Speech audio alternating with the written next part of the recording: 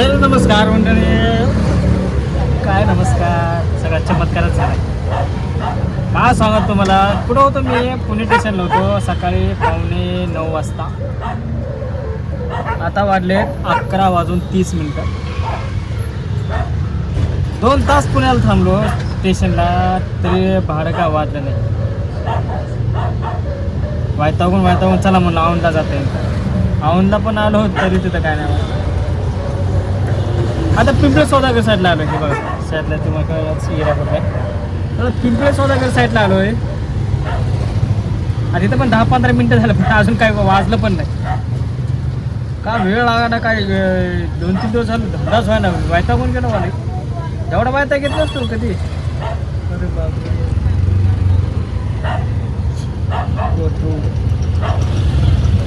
ट्रिपा वाजा त्यात लगेच गायब होतं. काय करा काय कळानं झालं. एवढं अवघड झालं रिक्षा धंद्याचा का अजून तर सुरुवात आहे. लय अवघड होणार आहे काही दिवसांनी. कारण की जे उठन ते रिक्षा घ्यायला लागले, जे उठन ते रिक्षा घ्यायला लागले. जर तुम्ही जर नवीन किंवा आसपास जर असेल तुम्ही आणि घेण्याचा जर प्रयत्न करत असताना नवीन गाडी, चुकून पण घेऊ नका रे मित्रांनो. लय अवघड परिस्थिती सध्या. काय सांगा तुम्हाला, लय अवघड आहे. आणि तुम्ही विचार करत असाल सगळ्या रिक्षा घ्यावा, रोज धंदा होतो. लोकांच्या रील बघून ह्या धंद्यात पडू नका. लोक काही सांगते हो. लोकांचे व्हिडिओ बघून तुम्ही ह्या धंद्यात पडू नका मित्रांनो. लय अवघड परिस्थिती आहे.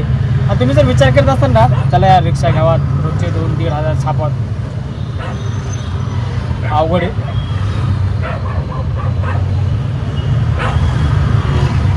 सकाळी 5:30ला उठलोय, 6 वाजता निघलोय. इथले तर ट्रिपा मारल्या 2-3 आणि डायरेक्ट चला कसबा पेठला म्हणून गेलो. मला वाटलं पडेल काय नाही, काय सकाळ भेटेल. पण कायचं रिटर्न भेटलंय. वैतागून पिंपळे सौदागरला 15-16 किलोमीटर मोकळा आलोय, तरी अजून भाडे का वाज झालं. काय करत,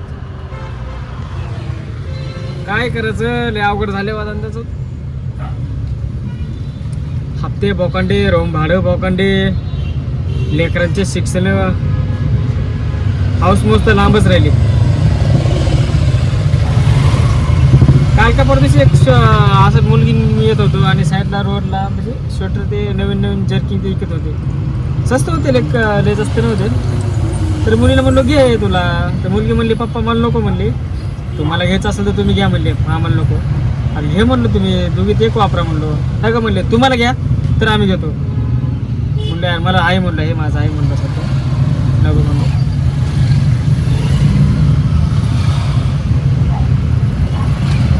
मी काय घेतले नाही मग मुलगी पण म्हणते नको मला.